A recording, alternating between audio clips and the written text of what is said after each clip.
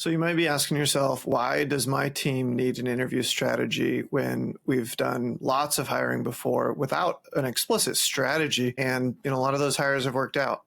And I'll tell you the reason is as somebody who's seen thousands of interviews and seen how things have played out, what that data set has taught us, and I'd like to share with you, is that there's a lot of risk mitigation that needs to happen in an interview. And if you've got a team that doesn't have clear lanes of responsibility in the interview process for assessing what's on the job description and being accountable for the quality of that insight, having a quality question generation process, a quality prep process, and then a high quality debrief process where we're collecting feedback before interviewers are discussing their feedback with each other. This is important because you don't want interviewers to mix their perspectives together until they've been separately recorded.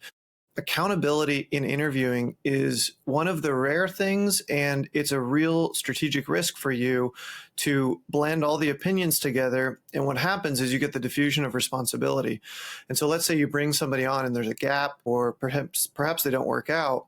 What a lot of companies do when they're processing this experience is, because they've muddled all the interview perspective and feedback and opinions together, they don't have a way of identifying where was the gap in our interview process. And so when they go back to assess, like, where was the problem here, a lot of times, just through human nature, the problem gets put at the candidate's fee, the candidate's responsibility. They weren't who we thought we were hiring. And where the problem really is with the interviewing team. They didn't properly assess the candidate. They didn't record those assessments, and they're not going back through their process in a diagnostic or autopsy manner and deciding, like, where did we miss this?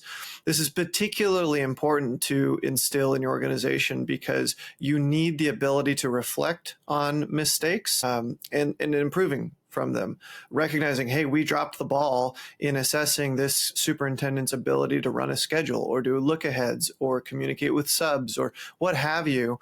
We're making too many assumptions that this person's years of experience makes them a fit for how we operate, how we think, how we behave, and we didn't do our full due diligence. So nobody should be able to get into your organization without undergoing a thorough vetting process, and you need a clear team interview strategy with lanes, with deciders, with accountability, and with a feedback form to get the kind of clarity that's going to allow you to do that diagnostic and do real risk reduction in your hiring strategy.